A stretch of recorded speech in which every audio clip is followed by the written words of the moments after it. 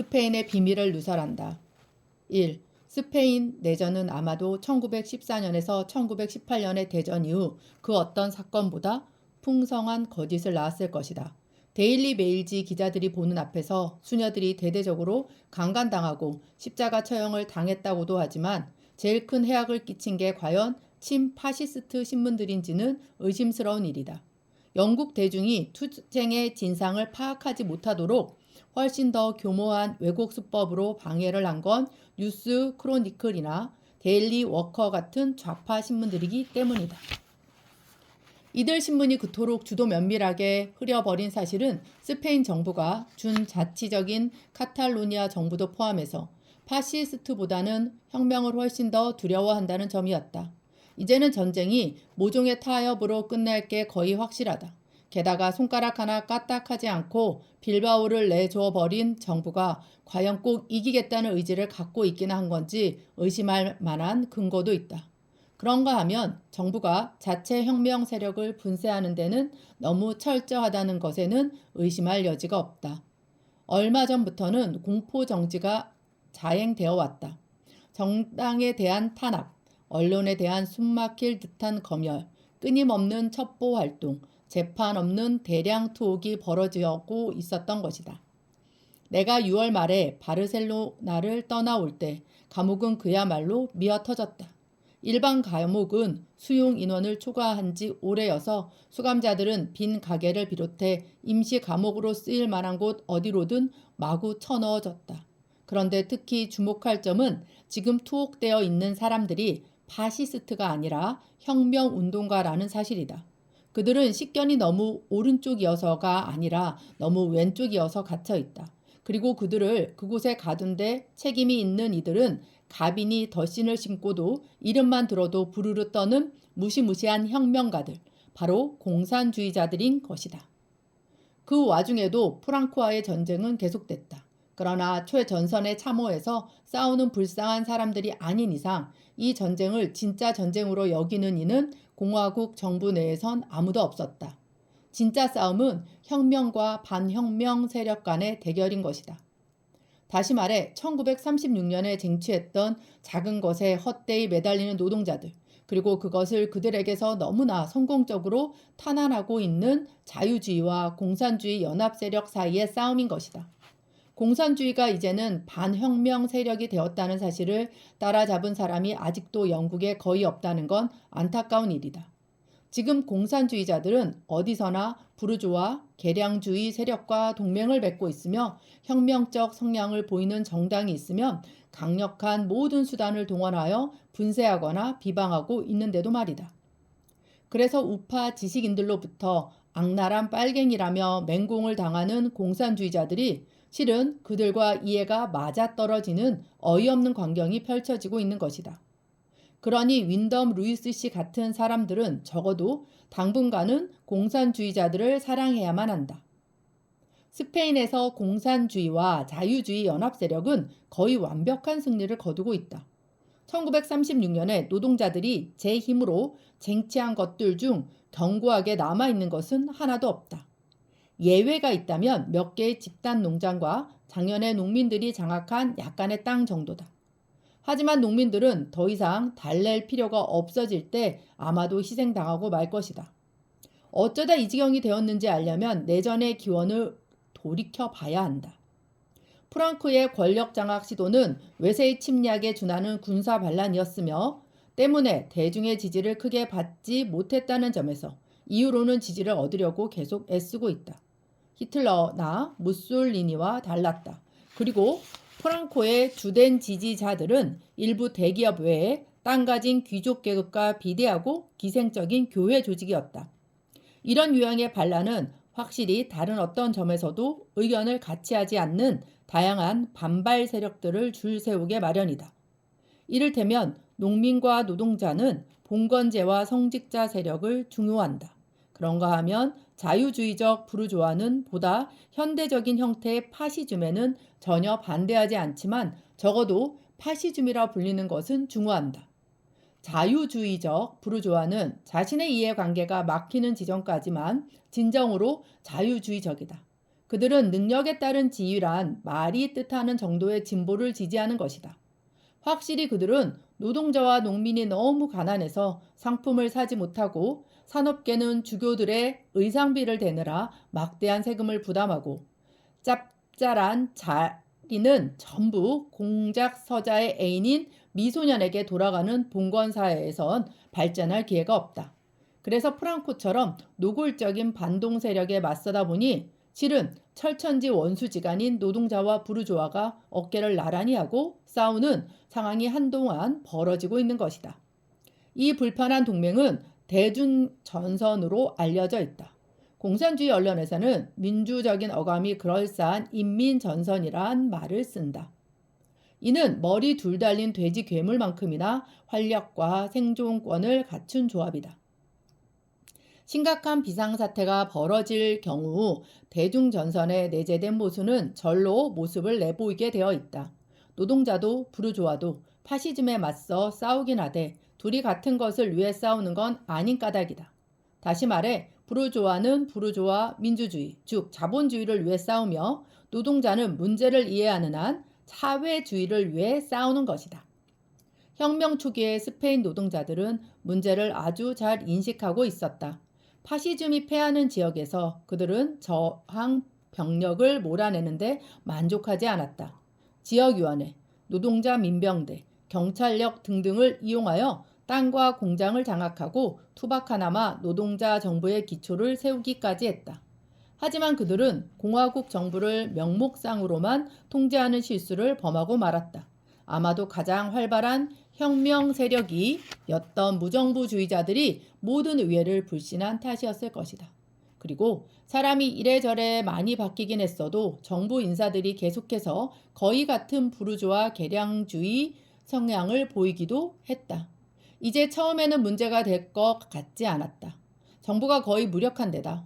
카탈로니아에선 특히 그랬다. 부르주아는 납작 엎드려 있거나 일부러 노동자로 위장해야 할 정도였다. 내가 지난 12월 스페인에 도착했을 때만 해도 여전히 그랬다. 그러다 나중에 권력이 무정부주의자들의 손에서 빠져나가 공산주의자와 우파 사회주의자들에게 넘어가자 정부는 다시 영향력을 발휘할 수 있었고 부르주아는 은신처에서 나왔으며 이전의 빈부격차는 거의 바뀌지 않고 재현되었다. 그 뒤로는 군사적인 긴급 사태 때문에 불가피한 경우 몇 번을 제외하면 모든 게 처음 몇 달 동안의 혁명이 이루어낸 성과를 무효로 만들어버리는 쪽으로 움직였다.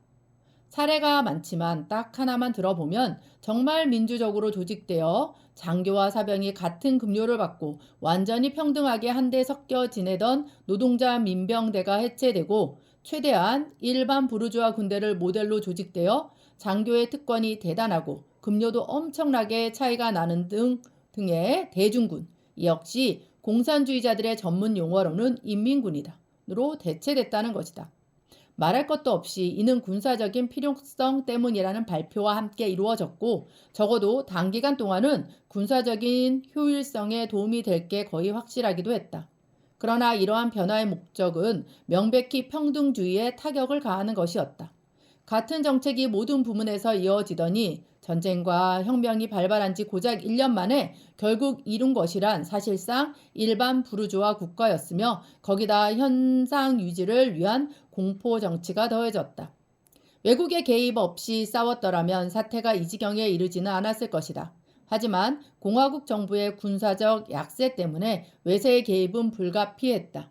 프랑코의 외국 용병들에 맞서 정부는 러시아의 원조를 요청할 수밖에 없었고 러시아가 제공한 무기는 양이 크게 과장된 것임에도 나는 스페인에서 처음 3개월 동안 러시아 무기는 기관총 단 한 자루밖에 보지 못했다. 러시아 무기가 도착했다는 사실만으로 공산주의자들은 득세할 수 있었다. 우선 러시아의 비행기와 총 그리고 국제여단 모두가 공산주의자인 것은 아니었으나 공산주의자들의 통제하에 있었다. 국제여단의 우수한 전투력이 공산주의자들의 위상을 크게 높여주었다. 하지만 더 중요한 것은 무기를 공공연히 대준 나라는 러시아와 멕시코뿐이었기에 러시아는 무기를 대고 돈만 번 게 아니라 조건도 강요할 수 있었다는 점이다. 조건이란 거칠게 말하자면 혁명을 분쇄하라 아니면 무기는 끝이다는 것이었다.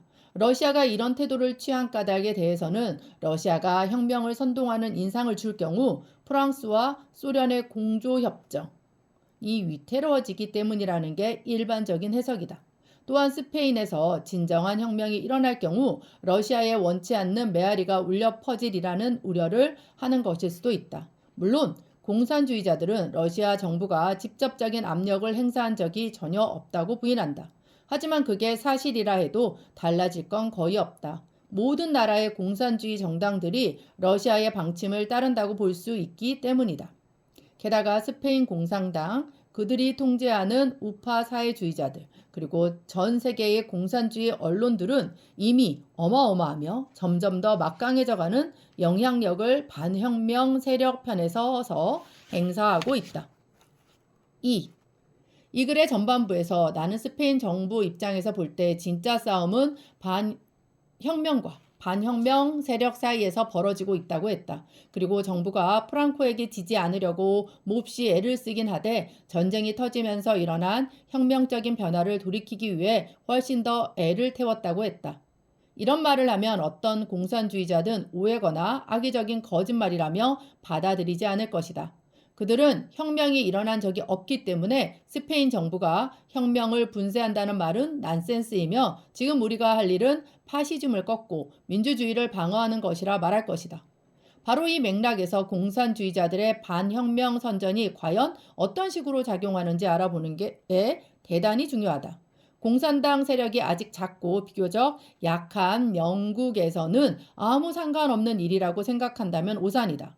우리는 영국이 소련과 동맹을 맺는다면 그게 어떤 상관이 있는 일인지 당장 알게 될 것이다. 아니면 더 이를 수도 있으니 자본가들도 언젠가부터 공산주의가 자신들에게 도움이 된다는 것을 점점 깨달아감에 따라 공산당의 영향력은 커지게 마련인 까닭이다. 실제로 눈에 띄게 커져가고 있기도 하다. 대체로 봐서 공산주의자들의 선전은 파시즘에 대하여 꽤 실질적인 공포를 심어줌으로써 사람들을 겁주는 방식에 의존하고 있다. 그리고 파시즘이 자본주의와는 아무 상관이 없는 것인 척하는 방법도 쓴다. 말보다는 암시적으로 그렇게 한다.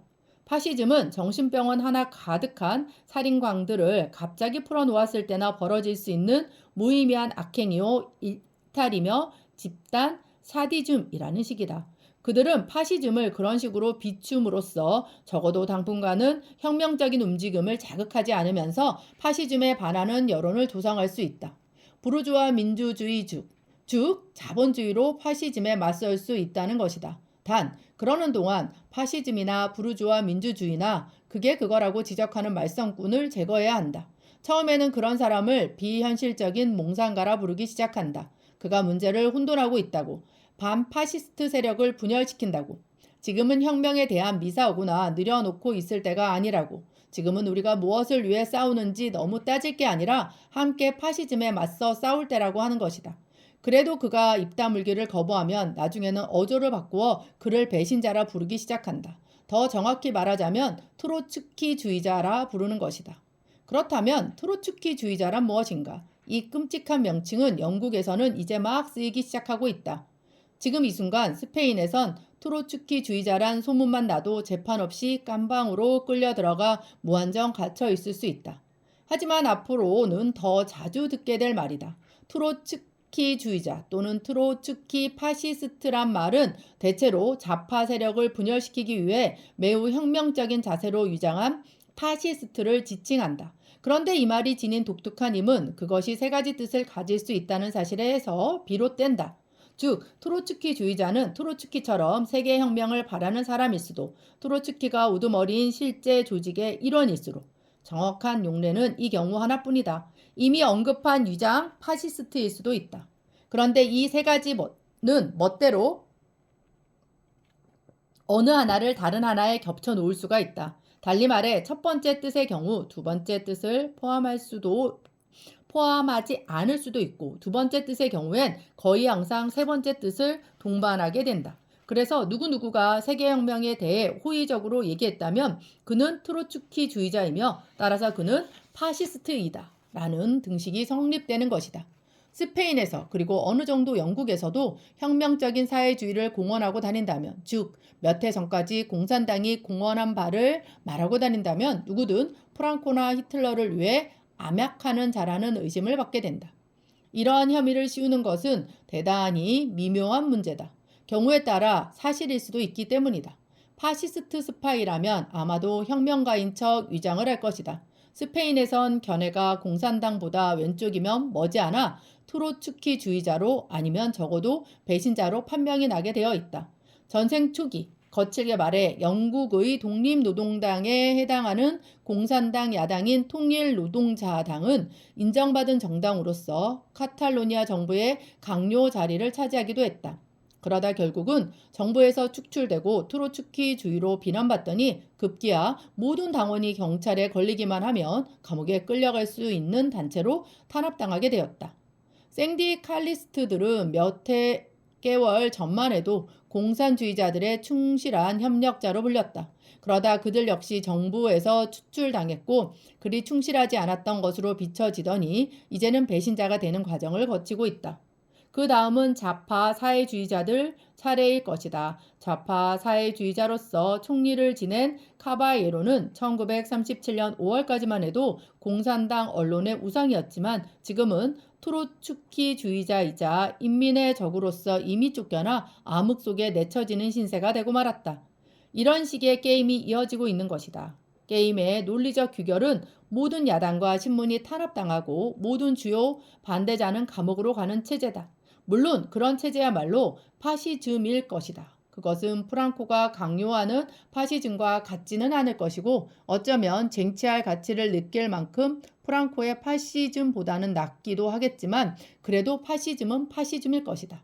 단 공산주의자들과 자유주의자들이 함께 운영하는 체제인 만큼 다른 무엇으로 불릴 뿐이겠지만 그건 그렇고 전쟁에서 이길 수는 있을까? 공산주의자들의 영향력이 혁명적 혼란을 막는 쪽으로 행사됨에 따라 러시아의 원조와는 별개로 군사적인 역량이 커진 감은 있다. 1936년 8월부터 10월까지는 무정부주의자들이 정부를 구했다면 10월 이후로는 공산주의자들이 구했다. 그런가 하면 그들은 방어를 조직화하는 과정에서 스페인 내부의 열정을 죽이는 데 성공했다. 그들은 징병제를 가능케 하는가 하면 필수적인 것으로 만들기도 했다. 이미 금년 1월 초에 자발적인 모병이 사실상 없어졌다는 건 의미심장한 일이다. 혁명군은 때로는 열정으로 이기기도 하지만 징집군은 무기로만 이길 수 있다. 그리고 프랑스가 개입하지 않는 한 아니면 독일과 이탈리아가 스페인의 식민지들을 낚아채고 공경에 처한 프랑코를 내버려 두기라도 하지 않는 한 정부군이 군사력에서 우위를 점할 가능성은 없어 보인다. 전반적으로 정부가 궁지에 몰릴 가능성이 다분해 보인다. 그렇다면 정부는 꼭 이겨야겠다는 의지가 있는가? 지려고 하지 않는다는 건 확실하다. 그런가 하면 확실한 승리, 즉 프랑코가 망명하고 독일군과 이탈리아군이 바다로 내몰리는 상황이 올 경우 곤란한 문제들이 생긴다. 그 중에 몇 가지는 너무 명백해 보이기에 언급할 필요가 있겠다. 확실한 증거는 없고 현상을 보며 판단할 수밖에 없지만 나는 지금 정부가 노리고 있는 것은 지금 사태로 전시 상황을 유지하는 타협안이라고 생각한다. 모든 예언은 빗나가게 마련이니 내 예언도 빗나가고 말 것이다. 하지만 나는 전쟁이 꽤 빨리 끝나거나 여러 해를 끈다 하더라도 스페인이 어떤 식으로든 분단되고 말 것이라는 발언을 하고 싶다. 물론 그런 타협은 어느 쪽에서든 혹은 양쪽 모두에서든 승리라고 주장할 것이다. 내가 이 글에서 말한 모든 것은 스페인에서 심지어는 프랑스에서도 쉽게 들을 수 있는 소리다.